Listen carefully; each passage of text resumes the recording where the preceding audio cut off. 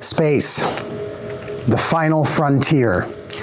These are the voyages of the Starship Enterprise, its 5-year mission to explore strange new worlds, to seek out new life and new civilizations, to go where no man has gone before. These well-known words first dropped in 1966 on the CBS television network. It happened 3 years before any human would land anywhere outside of Earth. The moon landing that would occur in 1969 happened in the same year that Star Trek's 5-year mission would be cut short. It bombed and only lasted 3 years on television. It didn't even make its 5-year mission. But when these words first were aired in the airwaves in the late 1960s, the human imagination, particularly about what was beyond our own atmosphere and what was out there, was growing. The imagination of our civilization was growing commensurate to our technology.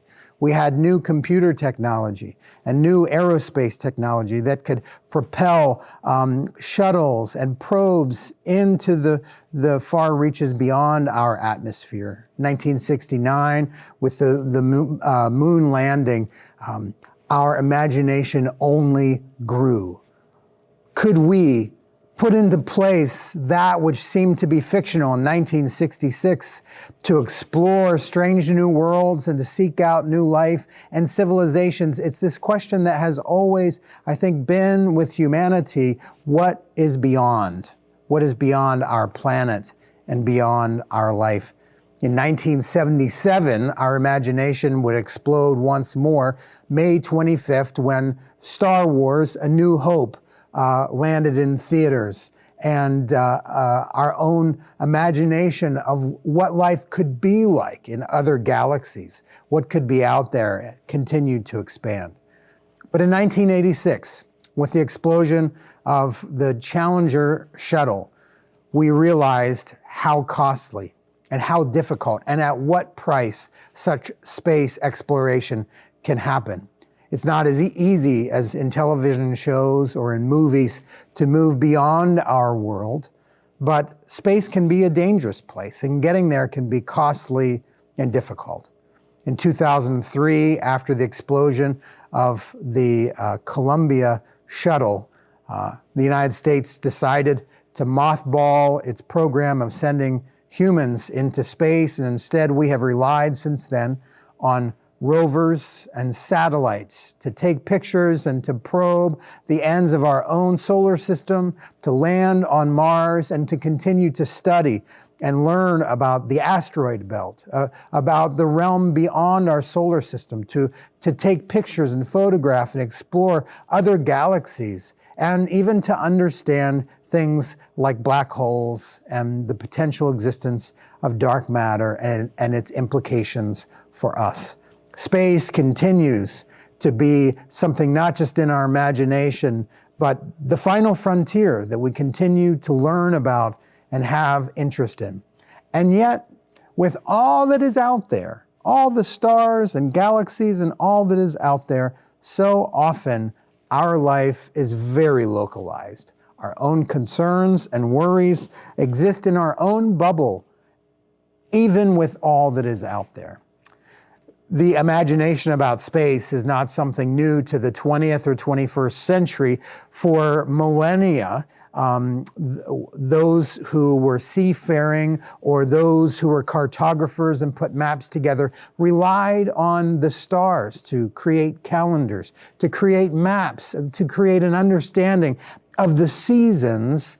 Our relationship to the worlds beyond our world has always been a part of helping humanity localize itself and to understand how the universe works. Today, we're continuing our Wonder Sermon series. This is the third week. We first looked at the gift of creation, and last week looked at water, how much we can take water for granted, and yet it's filled with wonder and is life-giving. Today, I wanted to focus on space, something else that we take for granted, yet is so profound. And it's throughout Scripture, this understanding that, yes, God created the world and everything in it, and God called it good, and Jesus came in to be the Word made flesh in this world, but God made so much more. In the book of Genesis, in the first chapter, as the narration goes about God creating the heavens and the earth, the word heavens mirrors the word water. We looked at that last week. Water, hamayim, and the heavens, hashamayim.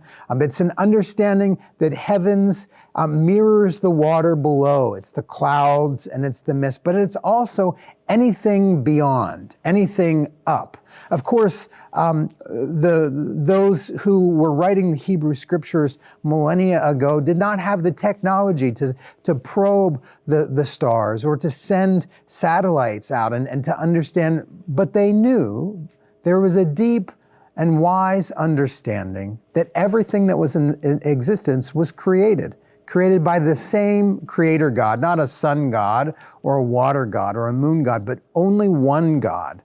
As Deuteronomy says, "Hear, O Israel, the Lord your God is one God who made all things." And so if the stars exist, surely the same God that made you and me and the earth and water also made the stars.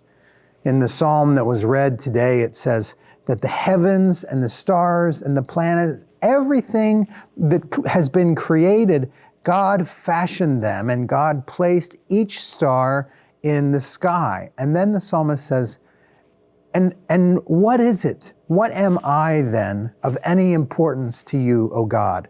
There's this locality. If space is so vast and so far beyond our own imagination, if God created and is present in the galaxies beyond our own, it's very humbling then to understand our own place and to understand that God is concerned and chose me and you and us for this life. There's a sense of gratitude and locality, understanding that not everything is about my little universe, but I am but a part of something much greater. And God is over that entire universe. In the Gospel of John, it starts out similar to the book of Genesis.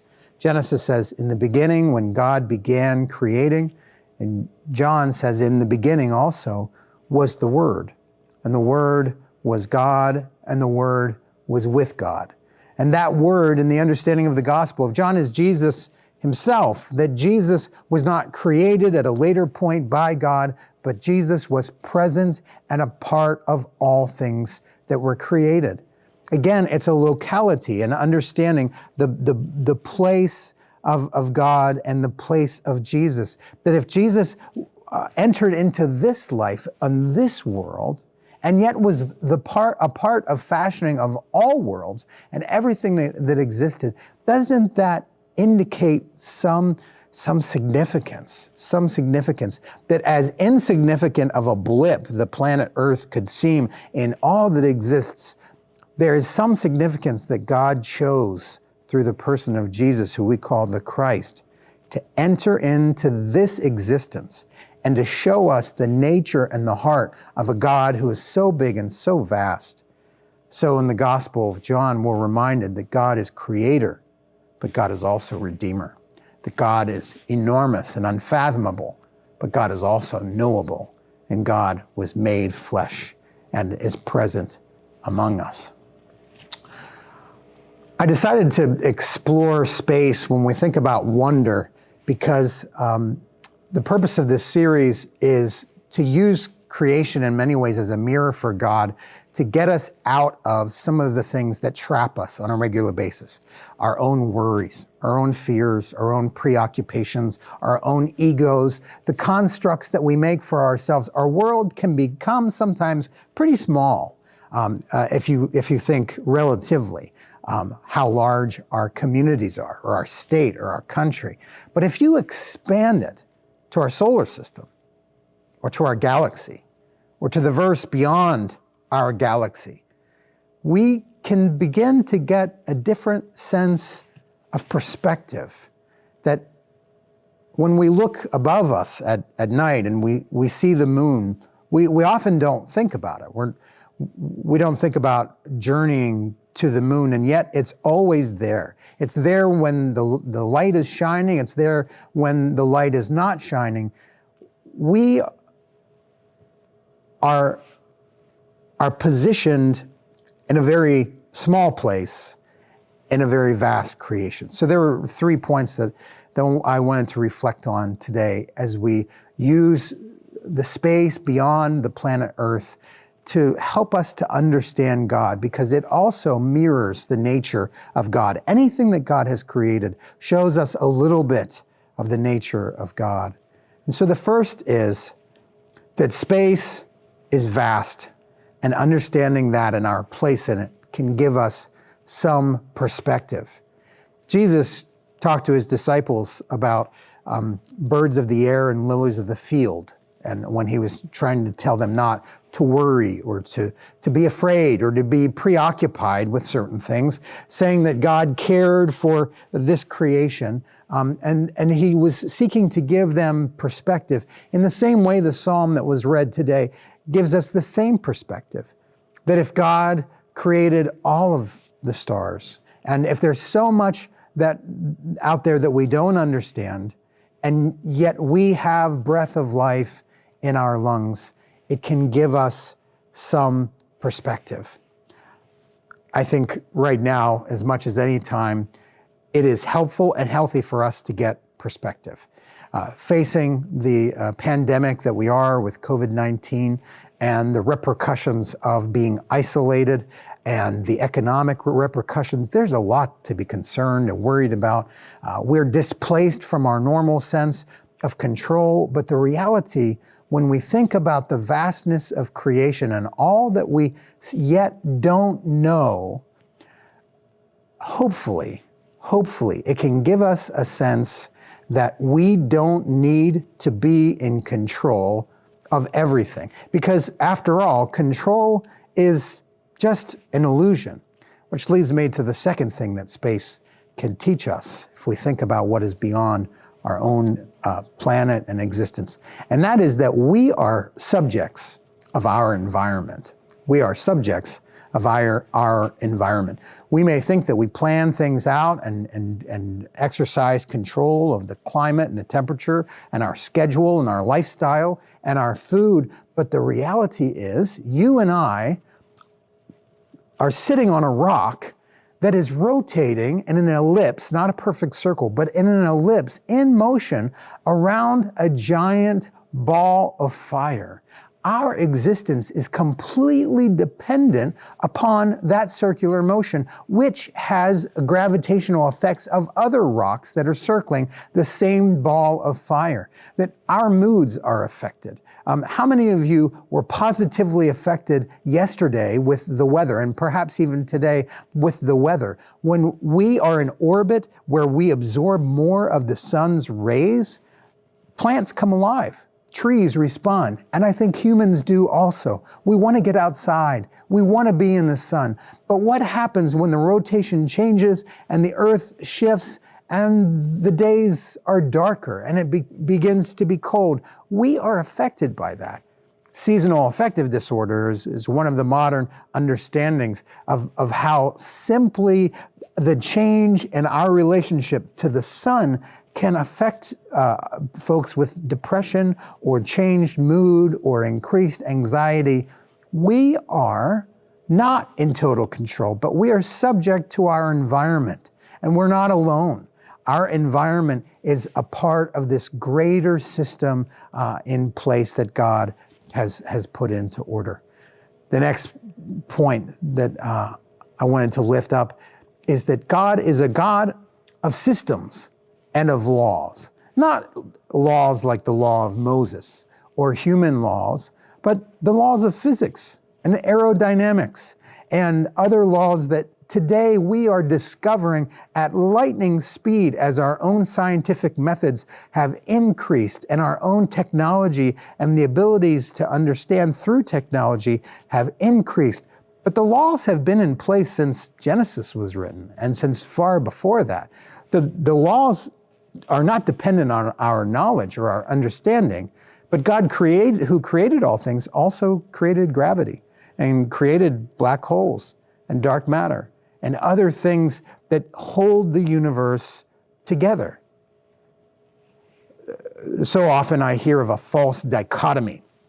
And that false dichotomy is that we have to choose, or that people have to choose between faith or science, that somehow there's this understanding that faith and science are opposed to one another. If you believe in this, then you devalue this, or vice versa.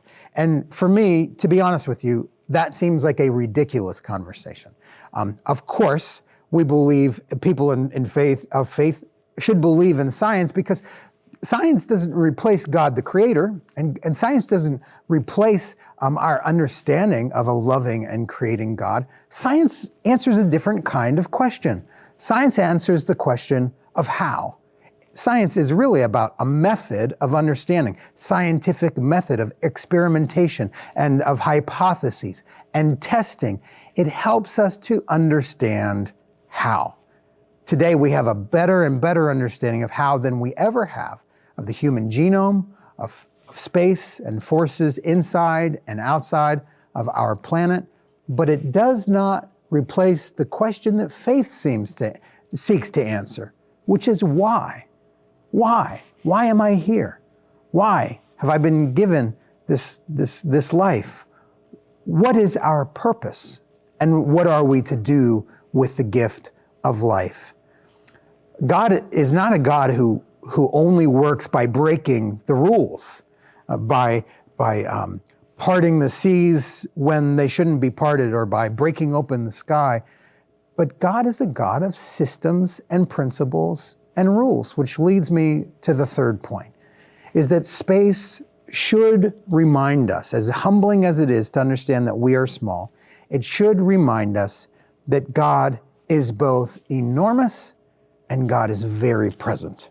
That God's DNA is in all that exists, that is far beyond our understanding and imagination, but God is also present in each cell and each atom, which helps us to understand that our own presence and our own significance is a miracle, and that Jesus came on this earth to make local, to make real, to make in flesh, seeable, observable, someone with whom we can interact, the very nature of the same divine presence who breathed life and who separated the light into the darkness, and that formed skies and brought all things into being.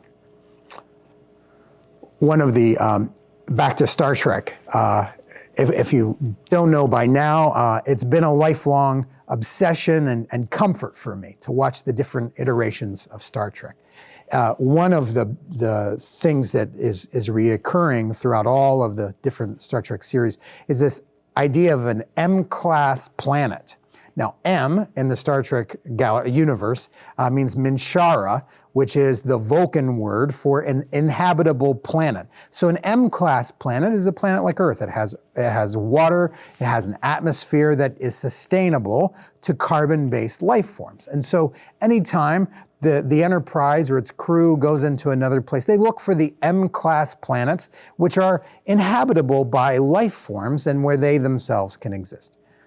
In reality, we have localized very few, if any, what that universe would call M-class planets, which are inhabitable planets of life. The question that still looms large for us is there any life out there whatsoever? This should blow your mind. And it does blow my mind. That all of the hundreds of thousands, if not millions, of planets and solar systems that are out there, the only life forms that we know of, you and I are a part of it. That doesn't mean there's not life, but what it means is within our reach and our ability to understand, we are unique. And so God has created all things, but God has created you, and God has created me. If we can think about God both as enormous and universal, but also never neglecting you or me or life, but choosing us to come and show God's own heart through the person of Jesus Christ, who taught us another principle, another system of law that God put in place. And that law, just like the laws of physics and the rules of gravity, is that perfect love casts out all fear, and that love never ends.